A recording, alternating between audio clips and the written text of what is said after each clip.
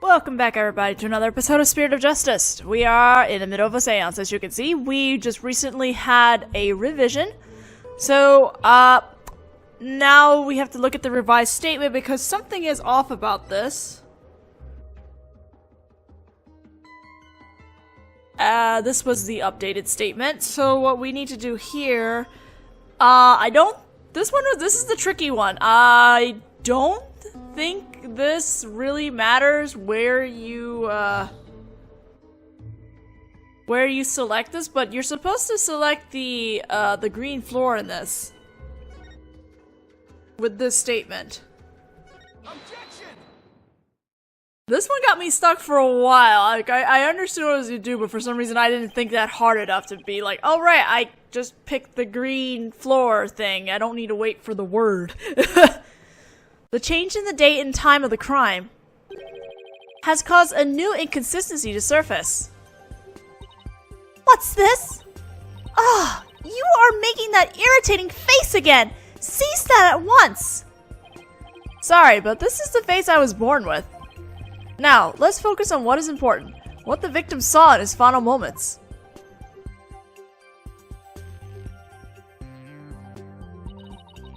Do you have bats in the belfry, Barbhead? There is nothing to see. The ground at the plaza was all that entered the victim's eyes.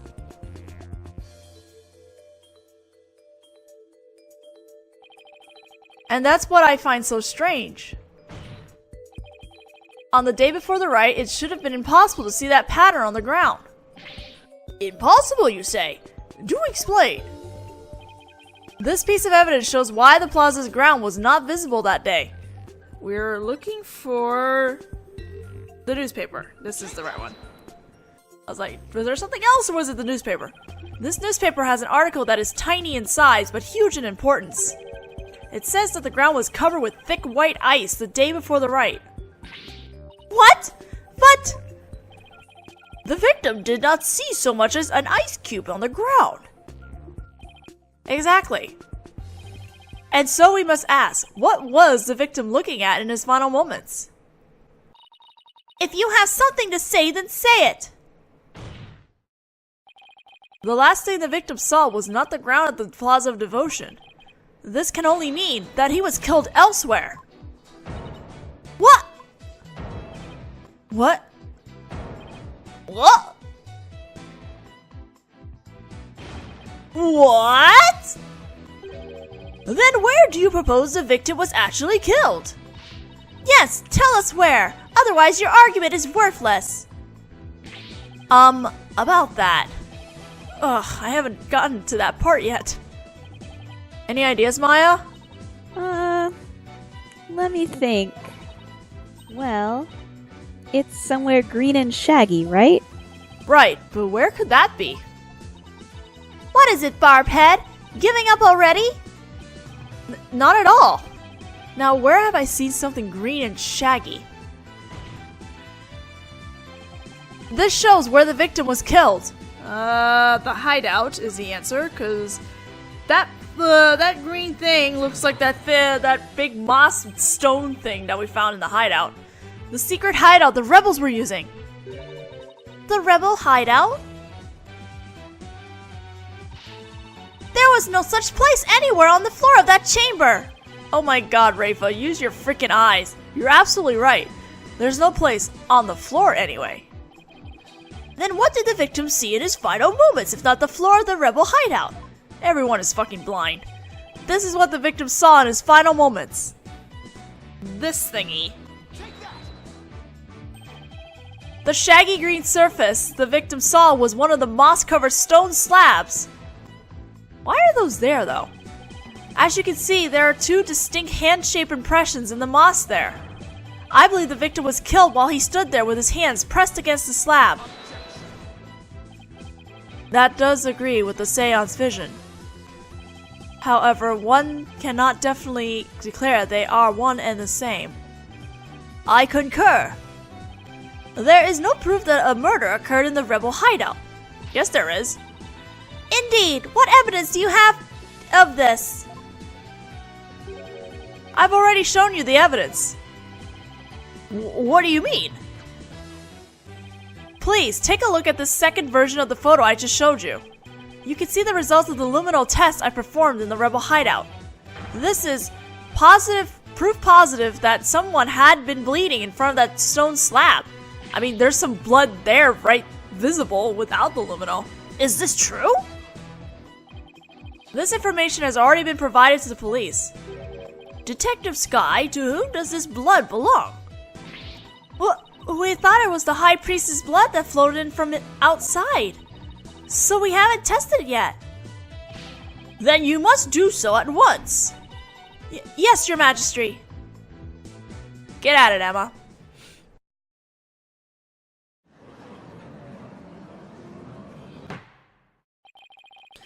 It appears the police have finished testing the blood. Detective Sky, your report, please. The blood found in the rebel hideout belongs to Perez-a-Lot, just like the defense claims. Detective Sky, do you realize what your blunder has done to me? When this trial concludes, I want to see you in my prayer chamber. There, I will deliver a joyous sermon onto you for 8 hours straight. Holy shit. I'm really sorry, but please, anything but that. Nick, maybe, just maybe, this is the chance we've been waiting for. Yep, it would seem so. I hate to do this to Emma, but... Go for it! It's full speed ahead. The victim was killed in the rebel hideout the day before the purification rite. Then his body was moved to the Plaza Devotion by someone we've yet to identify. So, when we thought we saw Acolyte Zela praying during the rite, he was already dead. Ah! Take that.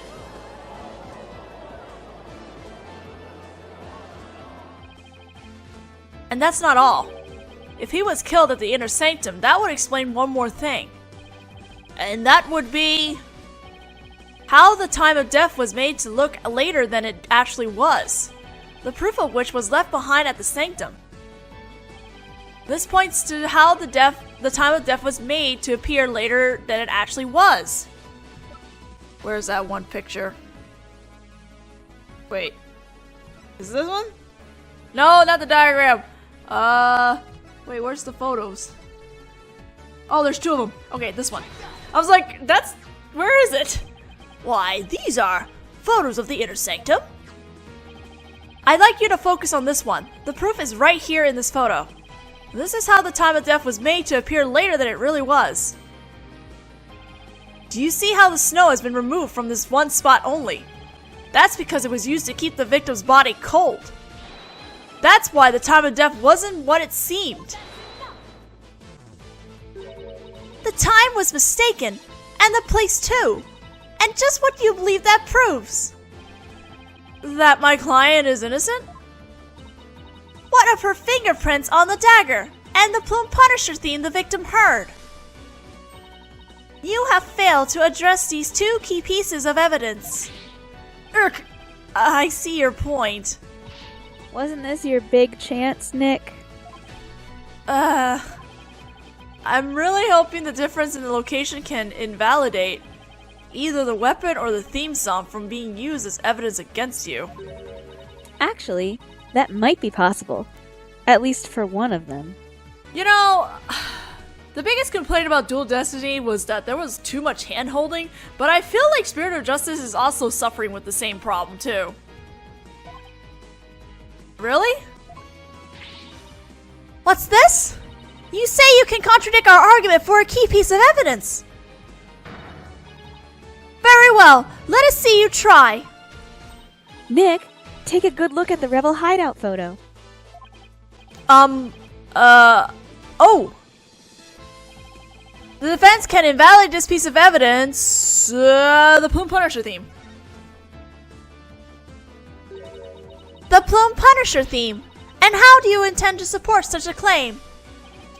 Since the murder happened in the Rebel hideout, there's something there that played the theme song other than my client's strap. It wasn't the strap? Is this true? The item that played the Plume Punisher theme song was this. This clock. Over here. This is a Plume Punisher alarm clock. I believe the victim heard its alarm go off. What proof do you have that the alarm went off? What proof do you have that it was my client's strap that played the theme song? Ooh. Ah! Do not twist the facts with your lawyerly wiles. Either way, the accused would still be guilty based off of her prints on the murder weapon. And here is what really happened.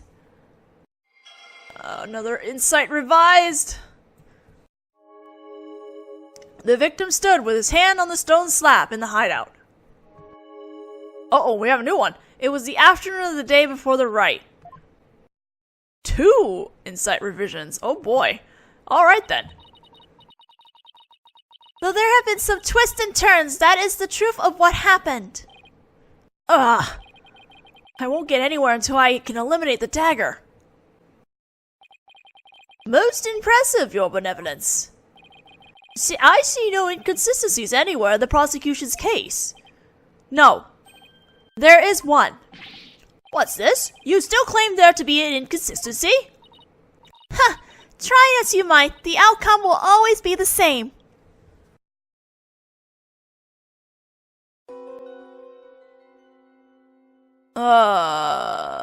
Okay, what was this again?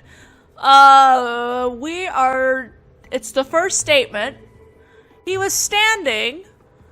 So if that was the case, why is the word heavy coming up? So that's what we're gonna deal with right now. So let's select heavy. Objection!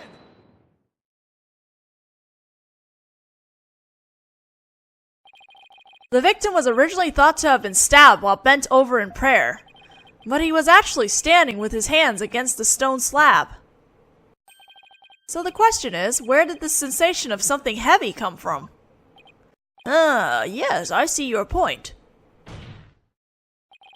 Since the victim was standing, he couldn't have been held down.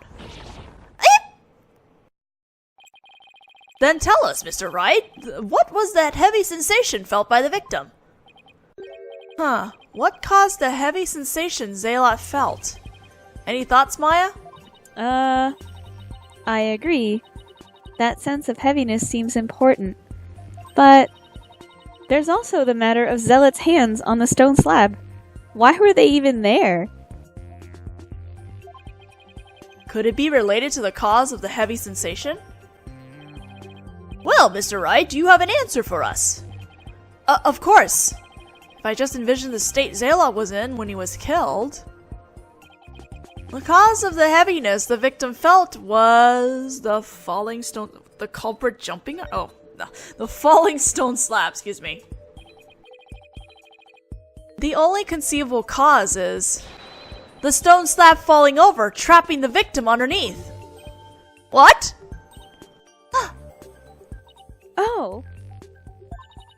The stone slab came falling down on him, crushing him underneath. Right. That was the cause of the heavy sensation the victim felt. While your theory is impressive, you have overlooked a key fact.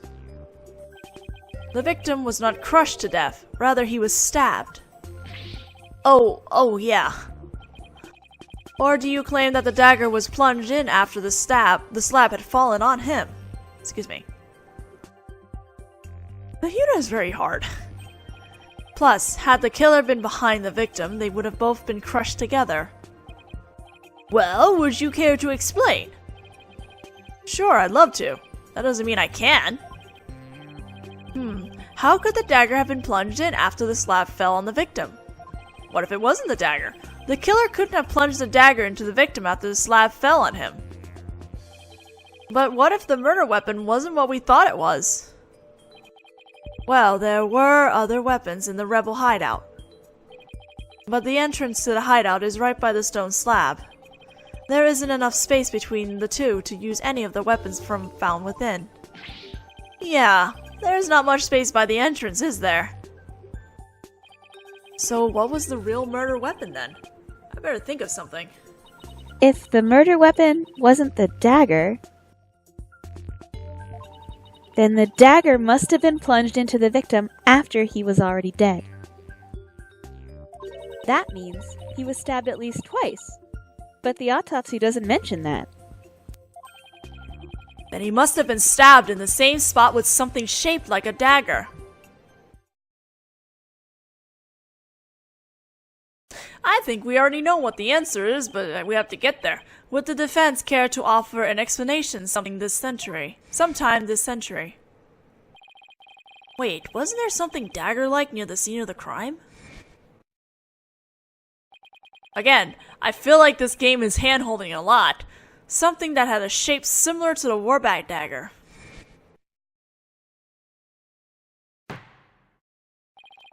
Present your evidence at this time, Mr. Wright. This shows what really killed the victim. The diagram?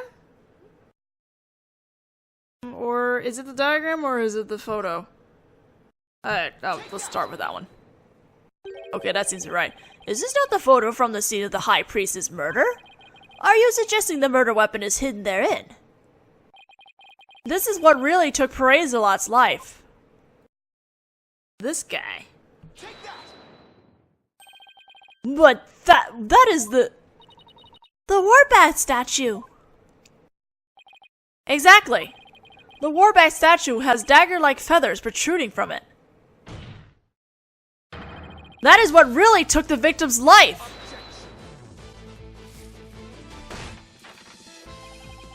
You imbecilic fool. The statue is outside of the hideout. How do you propose it impaled someone who was inside? Haven't you heard? The Warbat statue also functions as the hideout's door. What do you mean? The statue can pull a complete switcheroo. A switcheroo? To put it simply, it's a revolving door.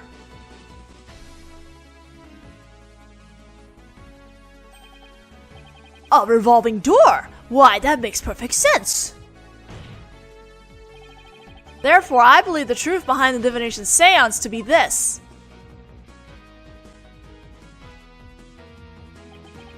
As the victim entered the secret hideout, the stone sculpture came toppling toward him. He threw up his hands to stop it, but its weight forced him backwards. Unfortunately, the Warbat statue was right behind him.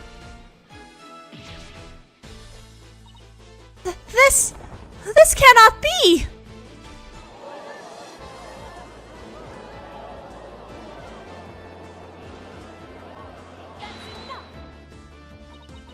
But the accused's fingerprints were found on the dagger!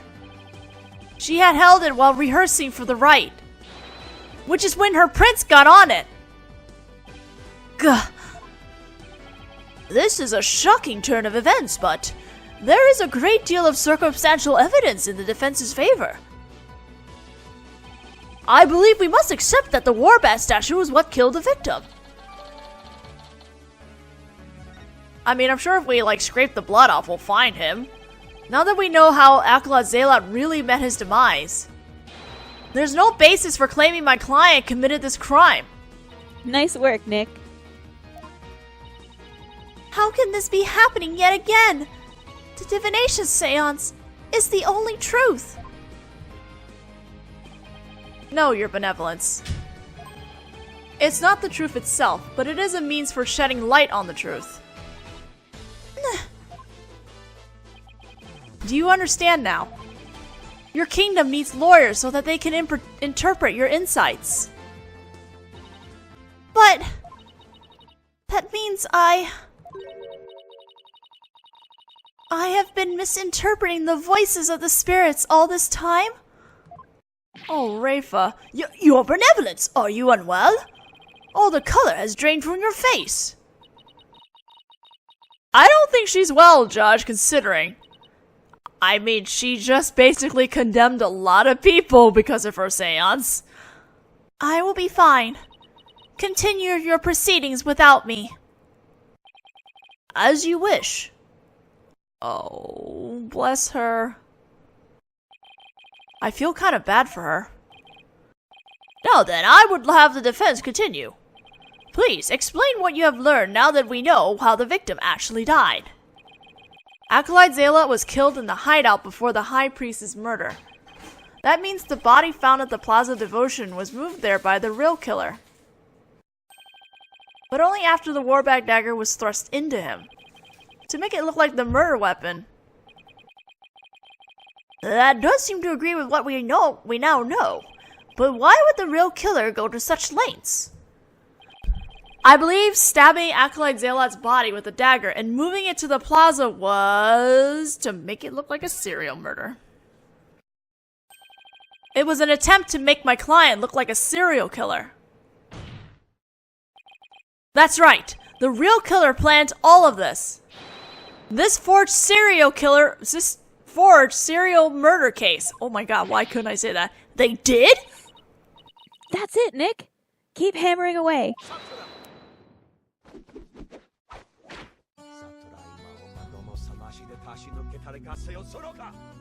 Oh dear. That. Your reasoning has more holes in it than that cheese you foreigners so enjoy. What? Dude, Swiss cheese is awesome. Like those putrid hole-riddled clumps of curds that only a rat like you could love. Your reasoning, much like your putrid hole-riddled brain, has putrefied. What's this deal with things going putrid? You have yet to overturn my argument that the accused is the killer. A careful analysis of the chain of events up to the killing exposes the truth as follows.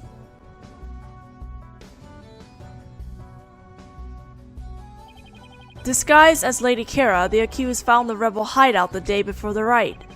But Acolyte Zealot had followed her there after noticing her suspicious behavior. Caught by surprise, she pushed the stone slab toward him, and we know the rest.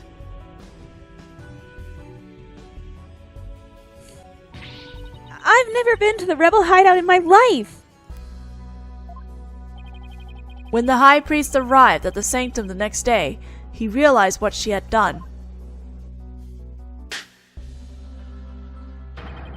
That is when the accused murdered him in order to silence him. I believe Prosecutor Samahi has posed a compelling scenario. The defense, on the other hand, has yet to disprove the accused's guilt. Why would my client move Acolyte Zealot's body to where everyone could see it? And why would she stab the dagger with her fingerprints into his dead body? She had no reason to do any of those things. The dagger in his corpse was likely a warning to the rebels. Something along the lines of Lady Kira will slay the defiant dragons. So that is why she moved the body to the plaza for all to see. Now he has the judge convinced too? I thought I'd finally made some headway. Well, Mr. Wright, about time for one of your groans of distress, is it not? Groan of distress? It kills me to admit this, but I've got nothing to counter his argument with. And I still haven't disproven the allegations against Maya. Is it not time to end your futile struggle? You were already judged guilty yesterday. That makes you a dead lawyer walking. Accept the death that now awaits you, and in doing so, finally know peace. A dead lawyer walking, indeed. Then again, are not all lawyers who practice in Quran? But I must admit, I misspoke earlier. Allow me to amend my statement. I had said the defense's reasoning had a putrid cheese-like smell. But I now realize the stench was from his own putrid body, on the verge of death. Now I'm a rotting zombie. Think, who could have killed Zealot the day before the riot? Who knew about the rebel hideout and could gain access to the inner sanctum? Only those involved with the rite can enter the sanctum, so... Wait a second.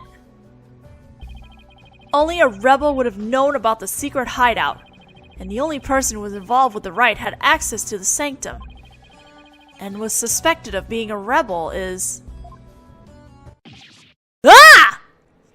I'm pretty sure the rebel is not called Ah! But, you know. Did somebody come to mind? Yes, except there's one huge problem. A huge problem? What are you two going on about? Plotting your escape from this sacred hall? I would not put it past you, considering you have no means to raise further objection. If I don't do something, Prosecutor Samani will have this one in the bag. I'll just have to bluff my way out of this, regardless of that huge problem.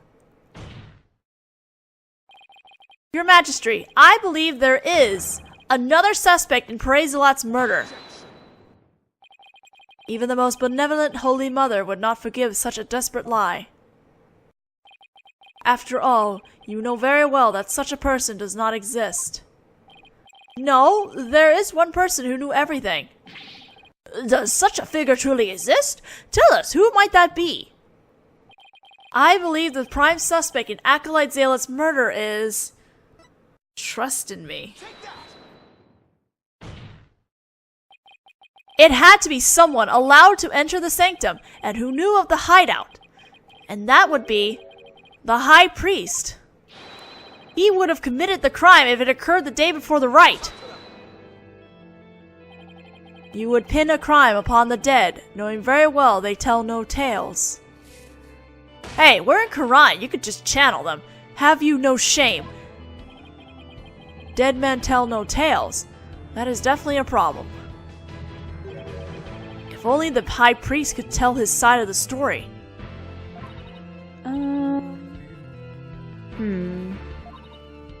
What? Do I have something on my face? Wait a second.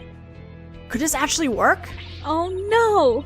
Don't tell me I have some of my breakfast caught between my teeth. I love that's her concern. No, if there is even the slightest possibility, I'll have to go with it. Your Majesty, dead men do tell tales. Therefore, I would like to request a High Priest's testimony. His testimony? And just how do you propose we get the deceased to Channel! You're in Karayan, come on, Judge. There's a way for the dead to testify. It's known as channeling. Summon him here by the means of spirit channeling. What did you say? Spirit channeling? Has this lord finally gone insane? This is sacrilege. May the Holy Mother strike him down. Peace! I am frankly astonished you even know of such a thing. But spirit channeling is a secret art that only Her Eminence Queen Garin can perform. And Her Eminence is far too busy with other duties to perform it at our pleasure. I suspected as much. That means our only hope is... Maya, I'm sorry. It's okay, Nick. You can tell them. But Maya, I thought you wanted to keep it a secret here in Karayan. Don't worry. It's not like it's against the law, or violates some religious precepts, so... I don't think we'll be punished. At least, I hope not. But this is a crucial period for you. It'll decide whether you become Master of Karayan. We don't have any other choice, now do we? If I'm found guilty, it'll be a lot worse than not becoming Master of Karain. Alright, thanks Maya. Actually, there is someone here who is capable of channeling spirits. But even her benevolence, Princess Raifa, finds the divination seance to be a challenge. Who could possibly have greater spiritual power than she, aside from the Queen? That would be... me. Is this some sort of joke? A foreigner could not possibly have such power. Even the royal priestess is incapable of such a feat. Peace, I say! Is this true? Is the accused capable of performing the secret art of spirit channeling? Well, yes. Yes, I can. Now, Your Majesty, we'd like your permission to begin. Oh, Raifa.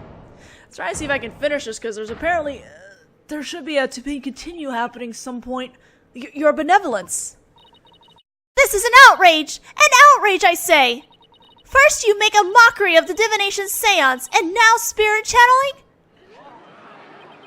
Her benevolence speaks the truth. Spirit channeling is a sacred right.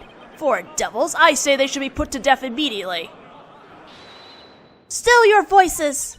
Barbhead, spirit channeling is the most sacred and secret of arts. Are you prepared to face the consequences of what you propose? Yes, I am.